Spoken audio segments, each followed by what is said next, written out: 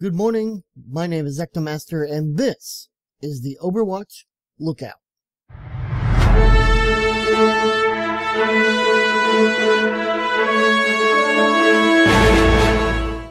The Overwatch Lookout is a weekly series where we take a look at Overwatch, any news from those heroic heroes defending us from those fiendishly fiends.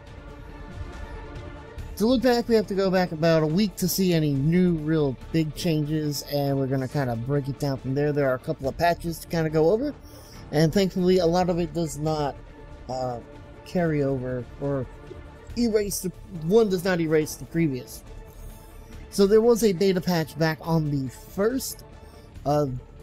Just kind of go over that general in the gameplay section.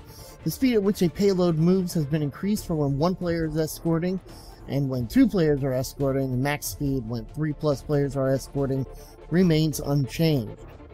Loot boxes, all sprays, and voice lines are now considered common. All player icons and victory poses are now considered rare, excluding default icons and poses. Rare and epic quantities of credits will now appear more frequently in loot boxes. Legendary quantities of credits will now appear less frequently in loot boxes. Matchmaking, several behind-the-scenes improvements have been made to the in-game matchmaker, especially for groups and players at higher skill levels.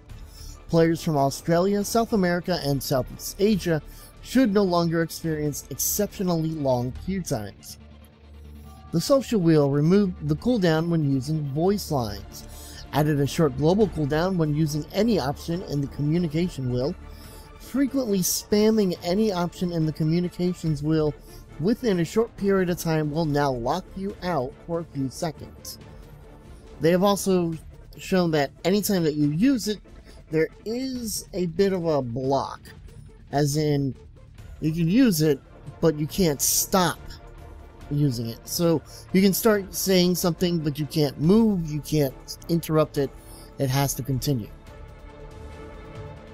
There were some hero balance changes. Bastion, the aim restrictions have been removed when transforming, and configuration Sentry, damaging Bastion's core when in Sentry mode will now cause double damage, decreased from triple damage. The developer comments, with the changes we made to Bastion's overall survivability in Sentry mode and our last beta patch, we felt that its core no longer needed to be so vulnerable. We also wanted to continue supporting Bastion's run and gun playstyle, so we removed all aiming restrictions when transforming. Genji's health decreased from 200 to 150. The comments, Genji is a fast character with a smaller character model, making him overly difficult to kill. To help address this, we're lowering Genji's health. This is just an experiment, and we want to see how he feels to play and play against after this change. Be sure to share your feedback. Of course, you can go to the Overwatch forums to share any feedback if you were in the beta. Lucio, health decreased from 200 to 150. The comments, similar to Genji, Lucio is fast, small, and has a lot of mobility options. We've lowered his health slightly to compensate. Junkrat's Rip Tire, health increased to 150. If the tire is destroyed, it no longer detonates. Significantly decreased damage fall off within Rip Tire's detonation radius. Their comments, Junkrat is able to dish out a ton of damage, but Riptire in its current state feels a little weak.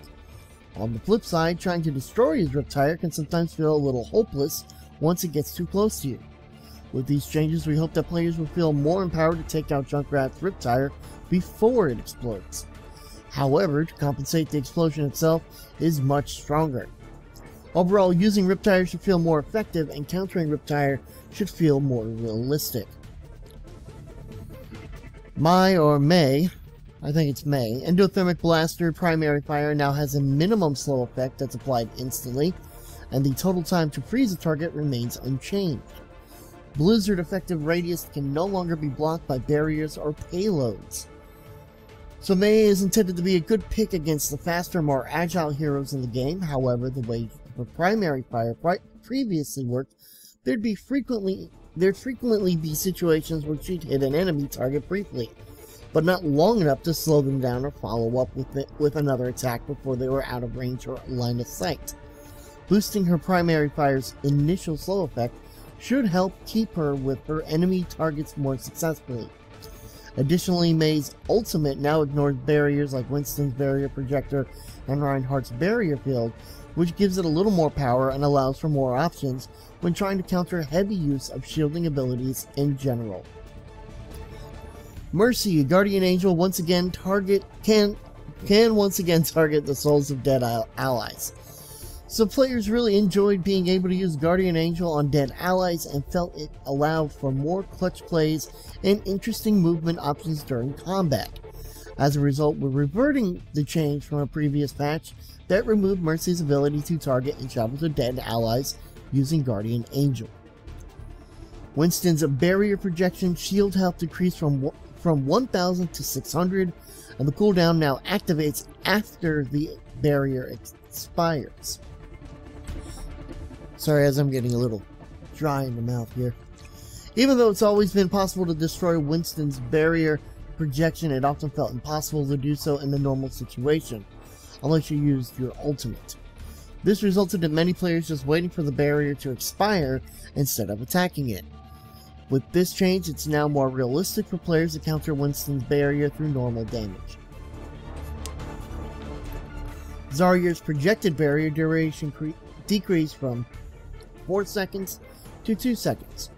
Previously, Zarya's projected barrier, I almost said projected field barrier, wow, lasted much longer than her particle barrier, which made it very difficult for enemies to deal with. If a player wanted to avoid dealing damage to the barrier, they had to wait a full 4 seconds, which felt like an unreasonable amount of time in the thick of combat. This change makes Zarya's particle barrier and projected barrier the same duration. Zenyatta players will now receive a notification whenever Orb of Harmony or Orb of Destruction are returned from a dead target. This was a player suggestion that made a lot of sense to us. The notification helps you be more aware of the status of active Orbs of Harmony in Discord, which, in turn, allows you to be more strategically redeploy them. Allows you to more strategically redeploy them. Wow, I am all over the place today with words. And then they had some bug fixes. Fixed a crash that could occur when getting a play of the game on a control point. Fixed several crashes that would occur when logging into and out of the game client. And then for the heroes, fixed an issue with the way Torbjorn's turret orientated whenever its target moved out of line of sight.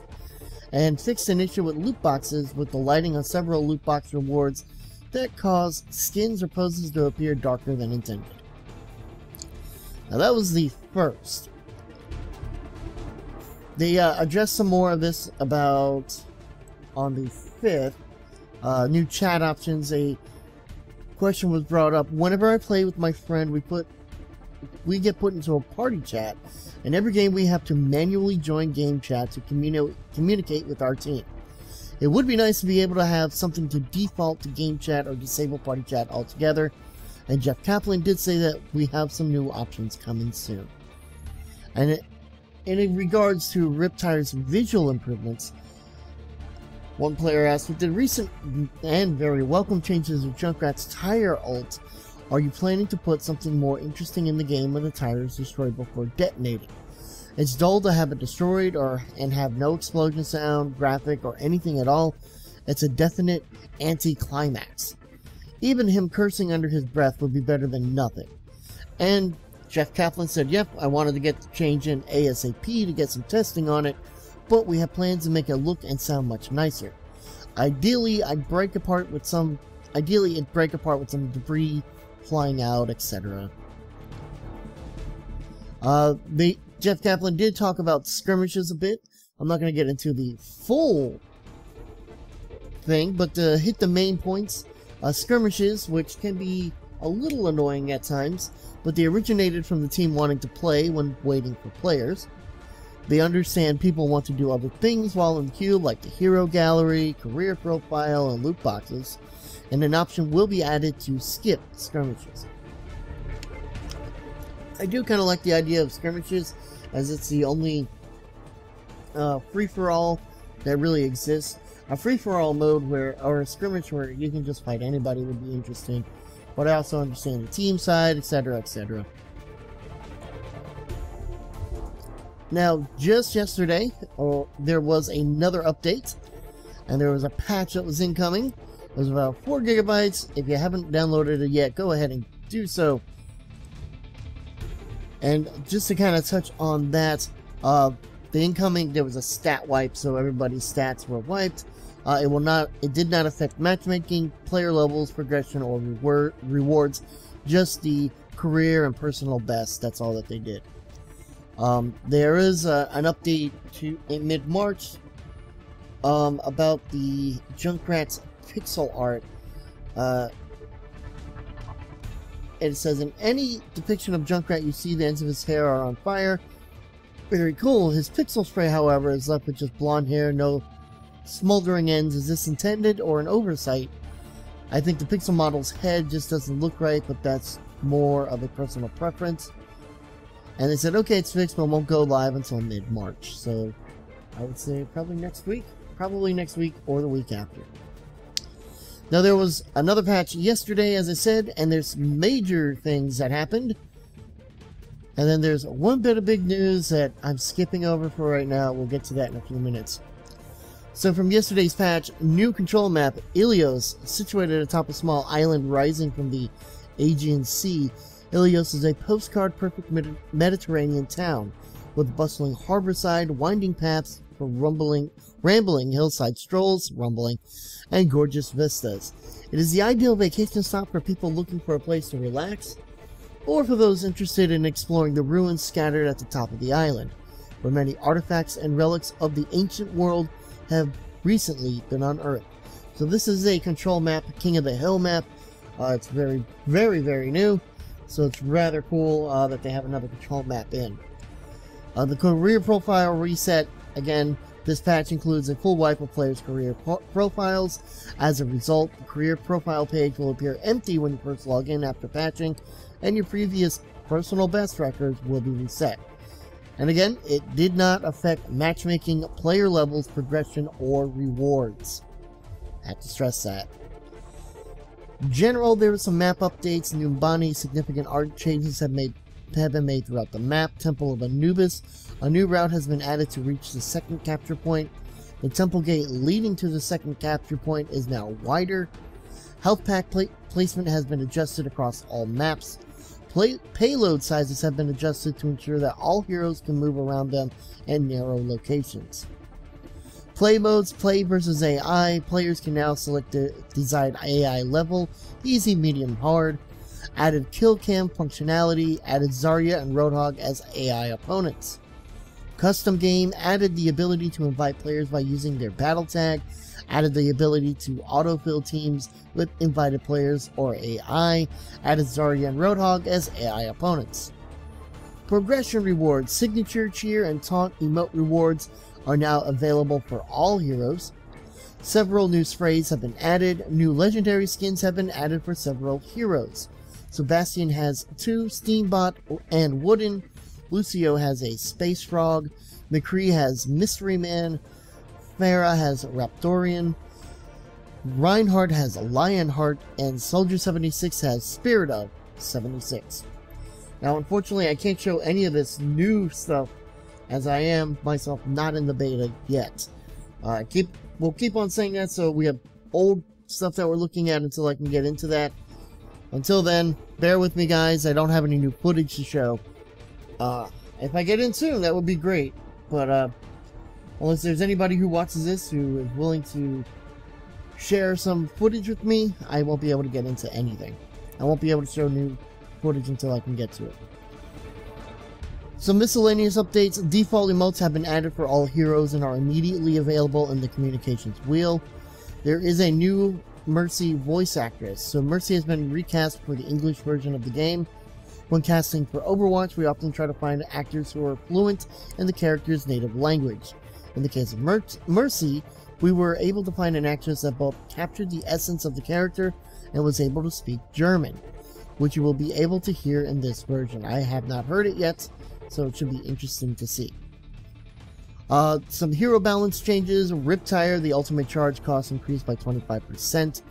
And they said after last patch's improvements to Riptire, the speed at which Junkrat could activate his ultimate was too frequent in comparison. Since Riptire now has a much higher impact, we've adjusted the cost of his ultimate to reflect that. Lucio's health increased from 150 to 200, so they did go back up. Sonic Amplifier damage reduced by 25%. Projectile size slightly reduced. And then Sound Barrier ultimate charge cost increased by 25%.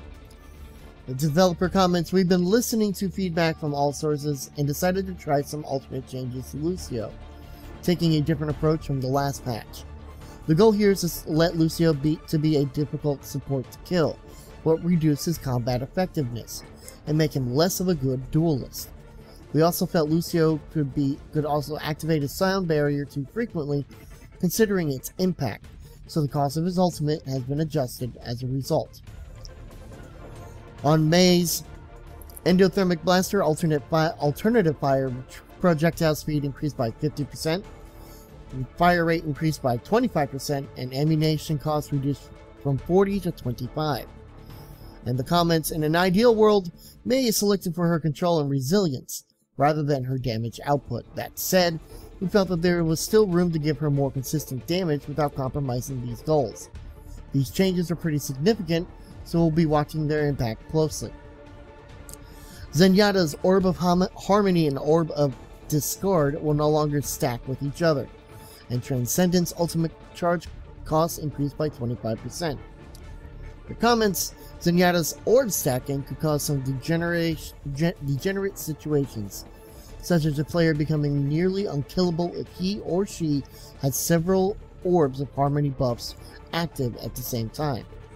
Also, much like Lucio, we felt Zenyatta could activate Transcendence too frequently, considering its impact on a game, so his ultimate cost has been scaled up to accommodate.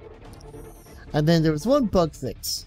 Spectating the on-fire mechanic while viewed through the spectator mode UI should scale down appropriately with the size of the hero portraits. That all being said, the biggest news that came out this week, in this past week, there was a leak on, I believe it was IGN, that said that there was a picture, it said Overwatch May 24th 2016, and that there would be a open beta on May 3rd. And it came from Snake911 on NeoGAF, but Blizzard turned around and said yes, the game is being released on May 24th 2016, and open beta begins on May 5th and will run until the 8th.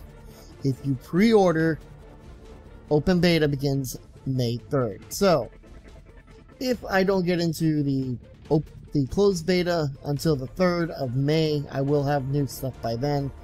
So we're looking at probably a little more than just under 2 months of old footage before I can start doing new footage. And trust me, I already have the 3rd and the 4th off. So I will be able to record quite a bit for those days. And that is all we have this week, everyone, for the Overwatch Lookout. As always, I am EctoMaster. Keep your eye on everything and keep a lookout for all things Overwatch. We'll see you next time.